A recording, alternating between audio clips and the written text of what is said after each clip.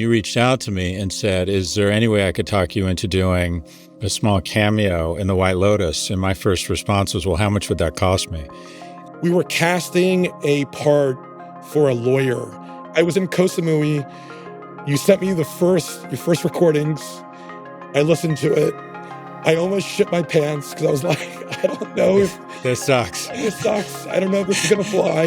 And I think I heard you mention it on Pivot.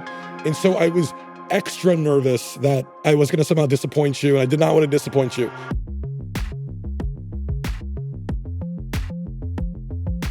David, where does this podcast find you? Los Angeles, after 2 weeks on the road in Asia and DC. So I've lost my voice, but happy to be home.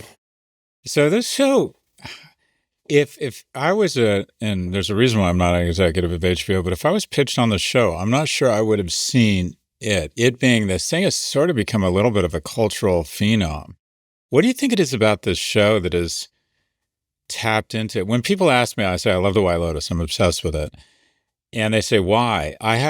If they ask me about Game of Thrones, I can kind of explain why I'm obsessed with it. And what is it about this show, in your view, that just sort of tapped into this kind of zeitgeist? It's turned it into kind of this phenom. I should clarify. I think if HBO was pitched this show, they probably would have passed, because to their credit, they basically called Mike White and said, so this is July of 2020 when COVID had started. They said, do you have an idea that you could do in a bubble that can be on the air in 2021? We'll do it. And Mike said, yeah, I got one. And he didn't even have an idea. He basically had to come up with something in a month. And they basically sent us off to Hawaii. They had no idea what it was. They just trusted in Mike. And we came back with season 1 of White Lotus. But I think there's an honesty to the show that people respond to.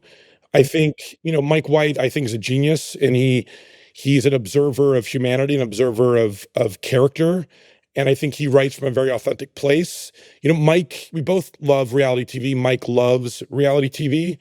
And I think he's tapping into what people love about reality TV, which is every person's not all good or bad or funny or dramatic. We're all, most people are all flavors. And so I think he writes characters in that way, and people really respond to that. And I also think he talks about culture and the human experience in a very real, authentic way. And not a lot of people are doing that. Give us a little bit of your backstory. How did you get to this position? And what exactly does an executive producer do? Like, what have you been doing for the last 3 or 4 months?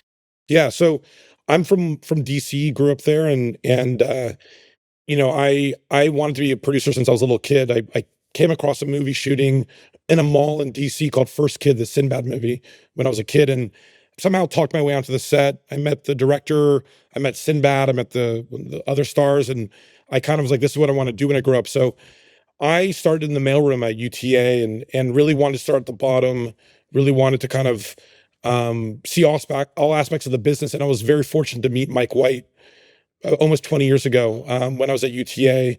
And I've been working with him ever since. And, that my parents don't know what a producer does. I don't think anyone really knows what a producer does.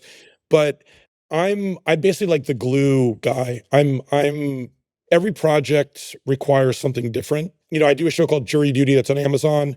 That's a show that I originated. I'm intricately involved in the edit, intricately involved in the production, casting, all aspects of that. White Lotus is really, Mike's the genius of White Lotus, and I'm there to support him. I'm very involved in, every aspect of White Lotus when Mike needs me. So for the last 3 months, we've been in post. I give notes on the edit. I push on HBO, whether it's about music, release date, marketing materials, promotion. I'm involved in, all aspects of that. And really, I'm there every day with Mike. We start on it together, from the origination to scouting, to casting, to locations, to hiring of crew. And I'm there every day on set. So I kind of just, I'm there to solve issues and prevent issues from coming up. When I think about the White Lotus, there seems to be a theme or a certain, I don't know, someone told me that it's the different 7 deadly sins. What are the creative anchors you try to hold on to? If you ended up doing a season 8, what do you think would be the common themes that would still be static through season 8 that are present in 1, 2, and 3? I mean, I think part of what makes the show, even in its third season, like our ratings came out yesterday, and the show was up, I think 92% from season one. So sorry, from season two, up 40% week to week. And I think part of that is, what the thematic approach and what the idea of the show is evolving. So I don't think we'd be able to say what's, season 8 is. I think Mike is kind of responding to culture. And I think season 1 was definitely a reaction to what Mike was feeling in the moment with culture. And I think season 2, which was kind of this, it was a bedroom farce, but it really took on sexual politics, was a response to something Mike was feeling. I think season 3 is much darker than the previous seasons, and it's a little bit more existential, and there's a little more angst. And I think that speaks to how Mike was feeling in the moment. And I think he's tackling existential themes and existential ideas. So it's always going to feel current in that way. But what we're tackling, I think, is a reaction to something that Mike is feeling. I'm curious with casting because when I first saw the lineup, how do you, when you think of a character and you think, okay, does it immediately go, Parker Posey would be the right person for this? Or does she read and you decide that she brings life to the character? I would think casting would be is it an art or a science? How do you go about it? I mean, it's a good question. I think it's both, possibly. I think it's definitely something that evolves and you kind of learn and you kind of sharpen your instincts. But it really, for us, the approach from season 1 has always been, don't give in to the temptation to just cast someone, famous or a name, and really approach it with an authenticity in casting people that feel like they embody the characters and the traits of the storytelling. Because really, what's genius about Mike's storytelling, it's not really their characters, but those characters are just pawns in a bigger thematic idea. And each storyline is meant to resonate on a deeper level than just a character story. There's a deeper theme to each story that's being told. And so you really need characters that immediately visually you get it and they feel authentic to the story that's being told. So, you know, 98% of the actors audition. There's someone like Parker Posey, who Mike has known for a very long time and has, a body of work that speaks to exactly what we were looking for. So someone like Parker did an audition, but, everyone else on this season did. And I think we go into casting kind of blind to names. We're not looking for names. We're looking for the right person. And it's a process. And I think the science to it really is kind of never deviating from those ideas. Don't try to get seduced by big names. Really be thorough. Don't rush, and feel 100% confident whenever we make a decision. And it's a long process. The casting process is 10 weeks. Usually it's grueling. Meredith Tucker, who's our casting director, Mike went to college with. I've been working with her for 20 years. So we have a great shorthand. She's amazing. And HBO, they're great partners where they trust us. And even if they might not agree with the casting decision, they always give us the authority to do creatively what we feel is best. You've been in the business for a couple decades. Give us your sense. My understanding is like an executive producer at the end of the day, you've got to have business acumen. You got to understand budgets. You got to understand trends. You're basically managing a small business that kind of gets funding, starts up, and then closes down, and then you hopefully monetize it. What do you see are the major trends in Hollywood, and how has that shifted your approach to the business? I've been in the business 21, 22 years now, and I think for me, what I've seen is, there was an expansion and now a contraction. And I think the biggest difference between, 2025 and 2023, I would say as a producer, 2023, you could go out with a project and maybe it's, 50-50 it sells, and you're going to put a lot of energy and time into that, and 10% chance it gets made. It's a flyer. And I'm going to kind of take 10 projects out. 6 of them might be flyers like that. Those projects aren't selling right now. So I'm really trying to kind of refocus my energy and refocus my time on projects I feel 80% about, 90% about, that when I take it out into the marketplace, they're going to sell. And, that contraction feels like just a natural contraction. There was possibly too many shows being made. and those shows weren't working. And I think there was just it made it harder for shows to break out. So for me as a producer, you kind of just got to ride the wave. I think to be a producer, you have to be an optimist. I think every producer would tell you that. So I wake up every morning going, today's the day that my project's gonna get green light. I'm gonna come out with a great idea that, this show or movie is gonna be a hit. And I approach every day in that way. And so because I take that approach, I don't really change what I'm doing for better or worse. I look for ideas and I look for writers or actors that I'm passionate about and themes I'm passionate about, and that's how I approach every project. I don't really kind of view the marketplace in a broader sense and kind of try to game the system. I just try to find things that I'm excited about. And that's really, to take it back to White Lotus, that's really all White Lotus was Mike telling stories that he was passionate about, casting people he was excited about, and not trying to think about how do I make a hit or how do I, speak to a broader audience. I want to put forward two theses or observations as an outsider who I like to think I understand economics. I'm fascinated with the industry, and you respond to each of them.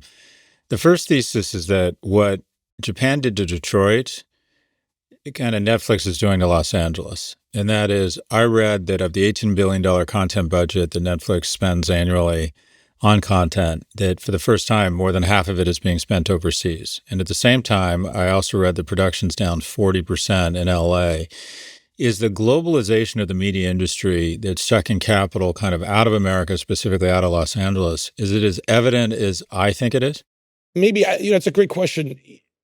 Again, for as long as I've been in the business, production in LA and California has been an issue. I think it's, not having the numbers in front of me, and maybe those numbers, production in Los Angeles has decreased in the last, 15, 20 years, which probably has, but I think it's always been an issue.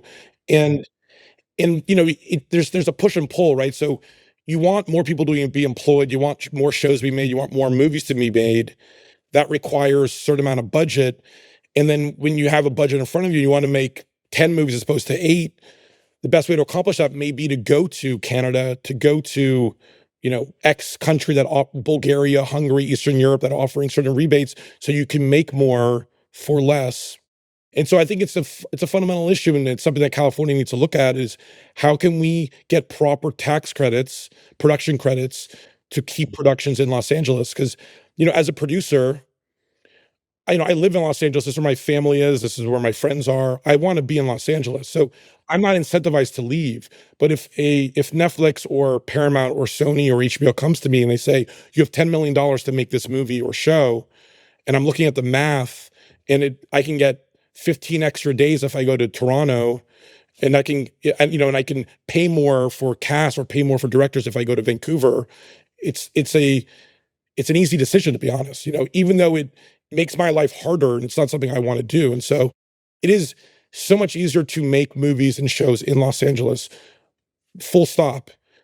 But until we solve the production, tax credit issue, I think this will always be a conversation. Yeah, both cities you mentioned two cities in Canada.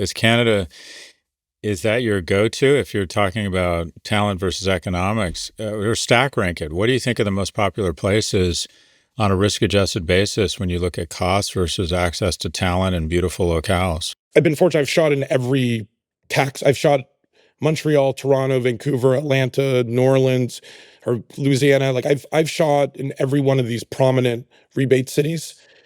The thing as a producer, what you're weighing is, there's always weather. Weather is always a concern and an issue. And each of these cities have different challenges. Los Angeles, again, is the beauty of LA is give or take maybe a month or two, you're going to get great weather. But then you're also looking at local crew, local casting. And does that city have, a crew base and a talent actor base for these smaller parts that it makes it worthwhile to shoot there? I'm doing a movie for Netflix this summer. We're going to be shooting in New York, New Jersey. There's a really prominent rebate there. Now in New Jersey, I know that a lot of productions are going there. And so that for me would be number one. I've had a lot of success in Atlanta and in New Orleans, Louisiana. I think those are both really great cities. To be honest, my favorite city I've shot in, and I've shot a movie there and a TV show there, is Montreal. Crew's amazing. Montreal is the best city in North America.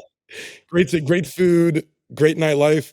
And so Montreal is actually a really it's funny because Mike White and I shot a movie there, Brad Status, a Ben Stiller movie, which I think you would love, Scott.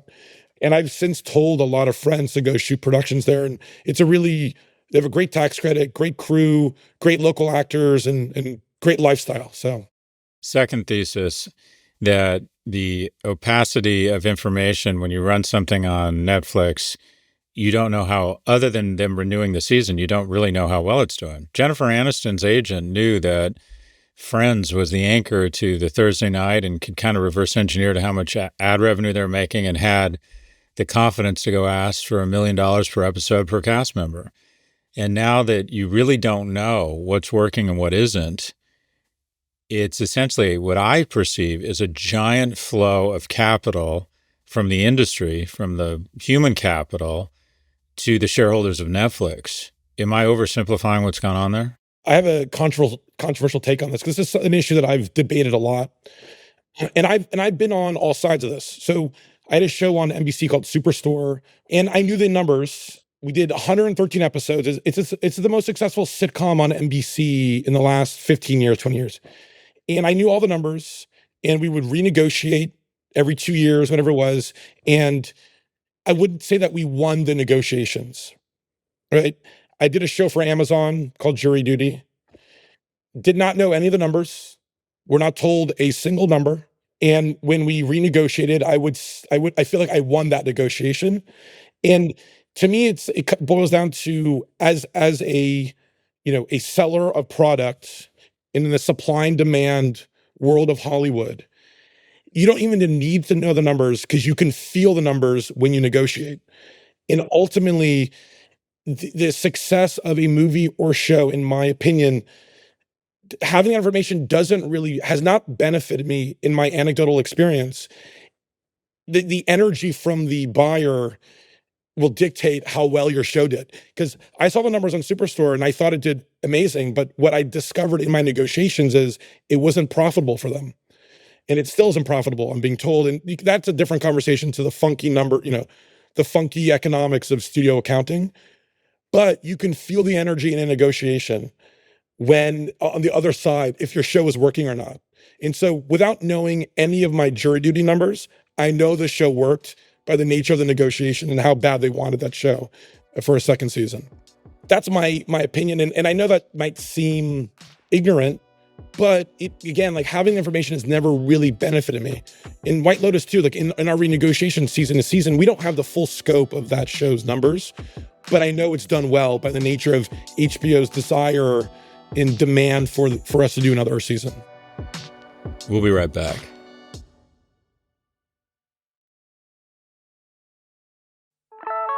Support for Prof G comes from Nutrafol. Your hair and how you care for it, it's a very personal thing for most people. And if you've dealt with thinning or shedding hair, then you know how fraught it can be. Well, if you want to target the root cause of hair issues, you might want to check out Nutrafol. Nutrafol is the #1 dermatologist recommended hair growth supplement brand trusted by over 1.5 million people. That's because Nutrafol supports healthy hair growth from within by targeting key root causes of thinning: stress, hormones, aging, nutrition, lifestyle, and metabolism through the entire body. They even have a formula to support a plant-based lifestyle in different life stages, including postpartum and menopause. Start your hair growth journey with Nutrafol. For a limited time, Nutrafol is offering our listeners $10 off your first month subscription and free shipping when you go to Nutrafol.com and enter the promo code ProfG. Find out why over 4,500 healthcare professionals and stylists recommend Nutrafol for healthier hair. Nutrafol.com, spelled Nutrafol.com, promo code ProfG. That's Nutrafol.com, promo code ProfG.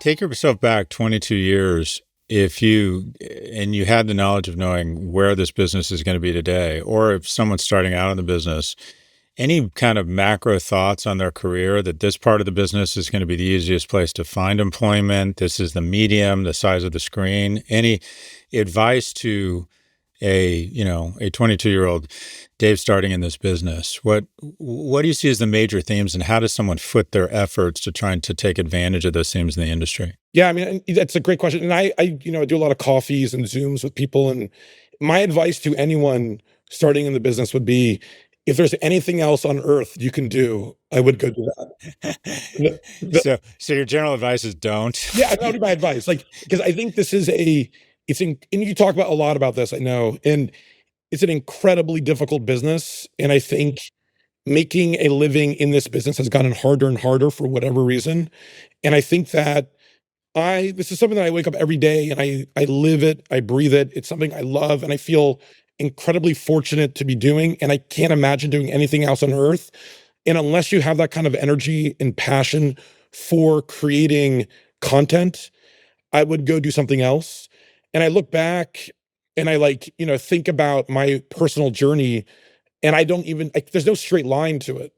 It's just a series of decisions that I made in the moment that somehow worked out. And I think and again, there's an incredible amount of rejection and no's and closed doors on my journey.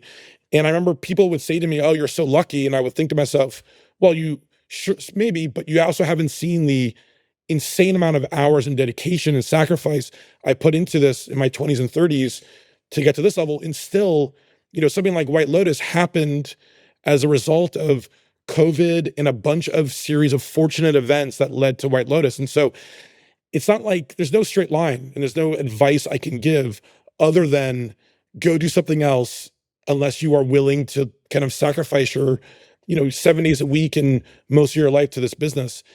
And, I was reading an article yesterday. There was some article with this 35-year-old podcaster that created a network about true crime that, and she's, clearing like 40 million in profit every year. And I found myself thinking about if I'd given myself advice to my younger self, I'd be like, get into you're in, to the business, but I'm like, get into some some other new media business, because it's making film and TV is really challenging, really heartbreaking, and again, just difficult to make a living. And I'm saying this as someone who's incredibly fortunate and who's doing it. And that would be my advice. A little cynical and a little bleak, but it's true. What have you worked on that surprised you most, to the upside or the downside, in terms of its commercial success? Like what did you think was going to be bigger than it was, and what was bigger than you thought it might be? I mean, Jury Duty is a good example, and I don't know if you've seen it. It's an interesting anecdote. It originated just I was watching a Netflix documentary on a couch, had a kernel of an idea, called a producer friend. It's about 2017, 2018. We started talking about it. We kind of came up with this concept, brought it to writers. It was a long journey. When we went out and pitched it, basically everyone passed except for this woman, Lauren Anderson, who was taking over a segment of Amazon. It was called, at that point, it's called IMDb TV. They rebranded to Freevee. So, Amazon proper had passed on it. It didn't fit their algorithm or whatever their calculus was. And we just so happened to have perfect timing with this woman, Lauren Anderson, who basically invested in us and bet on us. It was a crazy concept. It was a verbal pitch, 10 minutes, and they gave us, a healthy amount of money to make a very experimental show. And, when the show launched, no one watched it, and we got bad reviews, and it didn't really work. And then over a weekend, someone on TikTok posted about it, and all of a sudden it just became this hit. And it moved from Freevee to Amazon proper, and then was a hit on Amazon. And so it was, I still don't know why it worked, and maybe maybe it was so original, but it kind of came out of nowhere. And that one surprised me the most. I think, I did a show called White House Plumbers with Woody Harrelson. Fantastic. And And, Justin, yeah. and that one was a surprise. I think the time when that came out, I think we just it came out too late. I think that one was delayed because of COVID, and I'm really proud of that show. And I think by the time it came out, people were over, nonfiction, historical nonfiction, and I feel like oversaturized with political dramas. And that one I feel like should have been worked better than it did. And I'm still very proud of it. And that one, that was when I also worked on for 10 years before it was made, and that one was really personal to me, and I wish I had done better. But again, there's no rhyme or reason. You can't really time it, and that's why it's a tough business. You can't really. All you can do is control what you make, and whether audiences find it or not is so out of your control, and really comes down to a lot of times timing and the universe.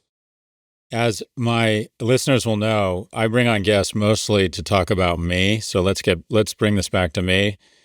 So I met I met David through a mutual friend, Ben Stiller. You've been friends with him for several decades. I've only been friends with Ben for a couple of years. And we hit it off, and you reached out to me and said, is there any way I could talk you into doing a small cameo in the White Lotus? And my first response was, well, how much would that cost me? And so I'm super excited. David was generous enough to include me in a small role where well, you explain it. Who am I, David? I want to say one thing. Your podcasts, both of them are, if my Spotify rap, it's number one, both your podcasts. And if I had to define my personality, or if someone asked me who kind of encapsulates your personality and point of view on the world, it's Scott Galloway. And so that dinner with Ben was a for me meeting my number one celebrity crush. And I have a text thread with 6 of my guy friends, and we've been texting every day for 15 years, I want to say. And it is the embodiment of male friendship. It's everything. It's every concept, but you are a frequent point of conversation. And this is the ultimate compliment.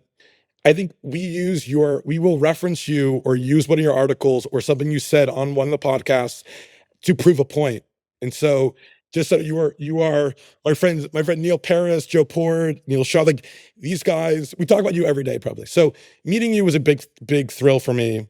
Getting to, developing a friendship with you has been a big thrill. And so we were casting a part for a lawyer, and we needed someone that, was kind of could deliver emotionless, very just to the point dialogue. And so we were on set, and I said to Mike, I'm like, what about Scott Galloway? And Mike's a huge fan of yours also. And so, I was thrilled when you said yes. I was nervous that maybe you wouldn't be able to deliver. And so, if you don't mind, I'll tell you the story. So I was in Koh Samui. You sent me your first recordings. I listened to it. I almost shit my pants because I was like, I don't know if This sucks. this sucks. I don't know if this is gonna fly. And I think then I heard you mention it I think on Pivot. And so I was extra nervous that I was gonna somehow disappoint you, and I did not want to disappoint you. And so I called you. I think maybe I was back in LA, or might have been still in Thailand. And I called you and I said, would you mind possibly re-recording? I was trying to be subtle about it. I didn't want you to think that I was nervous. You were so managing me. You're like, it's great, but we think it can be better. Yeah. I sent it to the editor. The editor's like, I don't know if this is going to work. And then I was like, I will give myself credit. I had the smart idea of sending Jason Isaacs over to your apartment. Just, I was like, maybe Jason could help you read with you. And I remember I was like very anxious. I was like, Jason, call me as soon as you get out of there. Jason called me and he goes, we did an hour of takes. It could be all dog shit. Maybe there's something in there. And I have to say, genuinely, you are great in the show. In those hour of recordings, we found gold. And as soon as Mike heard it, he loved it. Honestly, like it was like, okay, this is great. I know Mike told me he wrote you, so I'm not full of shit. And I will be honest, like, and on my text thread, I was like keeping everyone updated. I'm like, we might have to cut Scott from the show. I'm freaking out I love that. because they heard you talk about it too, and so I was really nervous. But I'm glad it worked out, and I'm hoping this is the beginning of a long Hollywood career for you, and you become. And when you win an Emmy, you have to thank me on stage. That's all I ask. Well, you don't know this. I've had 5 TV shows already, Dave. They've all been canceled within 2 or 3 weeks. So I have a face for podcasting, but I'll give you my side of the story.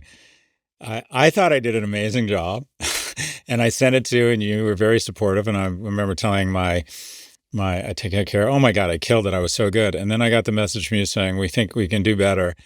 And this handsome guy shows up to my apartment with movie star good looks. I didn't know who Jason Isaac was. I didn't put the 2 and 2 together. I'm like, dude, you're the guy from The Patriot. And he's actually one of these very accomplished British actors. And by the way, I think in the White Lotus, the first 2 episodes, I think he kind of owns the screen whenever he's on it. I think Parker is amazing because she's just so quirky, but I think Jason kind of owns the screen whenever he's on it. But anyways, he came over. He was on his way to a tennis lesson, this like handsome guy. And he's like, I'm here to help. And we went into my studio. And for an hour, I'd hit a line and he'd go like, okay, this is the situation. I'm about to fire you and you don't know what to say and you're a little scared. Hit the line. And then he'd be like, no, hit it again. Dial it up. And I walked away, or he would say to me, this guy's such an asshole and you just found out. He's like, okay, that's good. But now this guy's such an asshole and you just found out he's having an affair with your wife. He's like, let it sink in. Let it sink in. Now hit it. And he made me do this over and over with different situations and different emotions and different feelings. And I walked away from that hour with such an appreciation for just how fucking hard it is what you do. Because I thought, oh, I've been in boardrooms. I know how to own a room. I know how to deliver something unemotionally. That's not it. That's not enough in Hollywood to really get across the. There's so much more that goes into it, and people don't appreciate just how fucking difficult it is to bring out and the emotions and the resonance and the logic and move an audience. And I'm not saying that scene was able to do it, but you're able to do it, and so are other creatives. And when this guy walked out of my house, my tech guy was there, Drew, and he's on the line now. And I remember saying to Drew, I'm not sure, but I think that guy just turned chicken shit into chicken salad. And he was so good. This is an actor. I'm not sure he's even directed before, but he was in my face, sweating, burning calories, giving me weird, strange advice to try and get my voice up, down, try and put me in the right frame. And I remember thinking, what these people do, whatever they're making, they're not making enough, because what this is hard. And it was such an illuminating experience for me. So thank you for that. It gave me a new appreciation for the art form, because I think a lot of people think that acting is just like showing up and being who you are. Oh my God, it's not. It was one of the most difficult, taxing hours I've ever had. It was really, I can't imagine what it's like to be on set and have all this alchemy and it's not working, and then to try to coach people through it. It's got to be, you are juggling, I would think, just a ton of plates, except the plates are actors, directors, cinematographers. It must be incredibly difficult. Your thoughts, David? Imagine that experience with 200 people looking at you, and you're the stress of a schedule, trying to get through the scene, losing light, and all of that. And then for actors to be able to perform on set under that pressure and deliver great performances, it is a true talent and is not easy.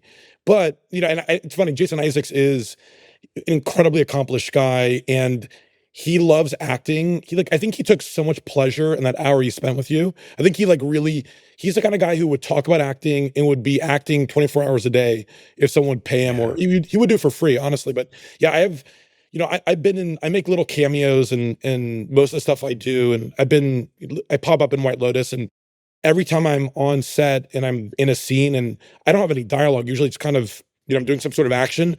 I'm like, thank fucking God. I don't want to be an actor, because it is a hard, hard job to and also to give yourself to a camera and be that vulnerable. But, it also speaks to how talented directors are to be able to manage that, and everyone has an ego, right? And so you're basically going up to someone and going, that was kind of shitty. Can you do it a different way? Or your instincts are off, do it my way. And how do you deliver that in a way that doesn't offend them and, get what you want out of the actor? But yeah, it's tough. It's a tough business. And again, it speaks to, great performances are not easy to come by. So just as we wrap up here, a lot of young men listen to the show and they hear someone successful like you and they think, I'd like to be that guy. Can you talk a little bit about growing up, who were really the big influences in your life, people or kind of situations that sort of changed your life? Yeah, I mean, and this is something that I really love about your work and what you talk about, and something that really resonates with me. And my parents are both Hungarian immigrants, and my grandparents are all Holocaust survivors. And my father is someone who, he didn't speak the language when he immigrated from Budapest. He ended up in Montreal and eventually in America. But he's someone. My grandfather made sure my father really learned what work ethic is and an appreciation for work. And that's something my father instilled in me. And he was probably my first mentor, but I had a English teacher and a basketball coach named Mike Hibbs who changed my life and introduced me to storytelling and was so tough on me from a place of love and a place that really responded. So when I started at UTA and I was in the mailroom, nothing was ever going to be as difficult and challenging as my basketball coach and English teacher and how he pushed me.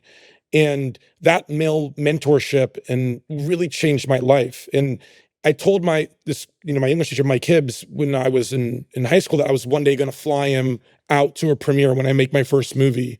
And I flew him out for the White Lotus premiere 2 weeks ago. And it was almost 30 years to when I told him I would do that. And having him there was so moving for me, and I think moving for him. And he's someone who's dedicated his life to mentoring young men, whether it's on the basketball court or in the in English class. And I think for me, I wanted him to see what his mentorship meant to me and what I was able to accomplish. And I feel very fortunate I had that relationship. And you talk a lot about this, and even my text thread I was referencing, my six buddies, we push each other every day, and those friendships really, they ground you and they keep you humble, but they also push you in a way. And I would say that's really why I'm here today, honestly, talking to you, is were those relationships. And whenever I've known you for that long, but it seems like you're always in, like, 8 time zones away. How do you, and I know very little about your personal life, how do you, and maybe you don't, how do you establish any sort of momentum or traction in a relationship? I don't. I mean, I'm single. I'm 44, and that's a part of my life I feel like I've sacrificed to kind of get to where I am currently.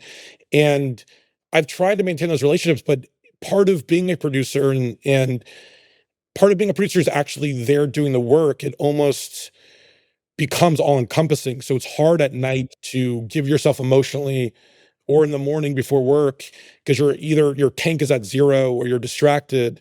And that's something that, that's something that I haven't figured out also in my life, and how to find that balance, and something that I need to work on and be better at, because, and I have another really great mentor, one of the partners at CAA, who right before I went to go do White Lotus season 3 said to me, he sent me an email and he said, I'd love for you to come by CAA and see me before you leave. And I thought he was going to talk to me about some work stuff. And I went to his office and he said, I don't want to talk about work. You're doing great, and I'm really proud of you. What I want to talk about is your personal life, and the fact I don't want you to end up like me. And how can we change that part of your life? And he took an interest, and that really meant a lot to me. And it's something that I've been thinking about. And how do I find that balance? And that's something I haven't figured out yet. And what do you do for sort of meditation or relaxation, or just to stay kind of centered given the amount of anxiety and insecurity in your industry? I mean, I'm not just I listen to Pivot. I'm not kidding. Oh, yeah. I'm not joking. That's what everybody I'm needs. not joking. Like I'm not kidding when I say, on my downtime, every flight, you kind of narrated my experience in Thailand. And I must have been on 45 flights last year, in and out of Thailand. And I would listen to Prof G or your Pivot. I mean, for me, I watch a lot of reality TV, to be honest, and listen to podcasts, and finding a good hobby or getting into meditation, something I need to also figure out. I have a lot of work to do on myself, is basically what I'm learning from this conversation. But I haven't found that thing yet that helps me fully disconnect. Because, even listening to Pivot or listening to, that to me is partly is that work. Basically, I've taken a lot of good stock advice from you. You've made me some good money, so I owe you a dinner next time I see you. But I think I owe you. yeah, no. When my kids hear me in the White Lotus, I owe you. I haven't told them. I can't tell you how excited. I haven't told them we're going to watch it. It's going to be you are going to bring so much credibility to me amongst my 14 and 17-year-olds. So I owe you just a couple more serious questions before we go. Anyone in your life you lost or that's not around that you wish you could say something to? Yeah, when I was working at UTA and I was an assistant, and that was one of the best experiences of my life, going from the mailroom, working for a partner, David Kramer there, who also was a huge mentor. Like, he was a huge mentor in my life. And he would, every Monday morning, I'd come in and he'd say, how many scripts did you read this weekend? And if and I would say 6, he goes, that's not good enough. 8, that's not good enough. 10, so he really pushed me, my work ethic. And I met this young assistant named James Kaplan, who was working for these directors, Dayton and Ferris. And we struck up a really amazing friendship.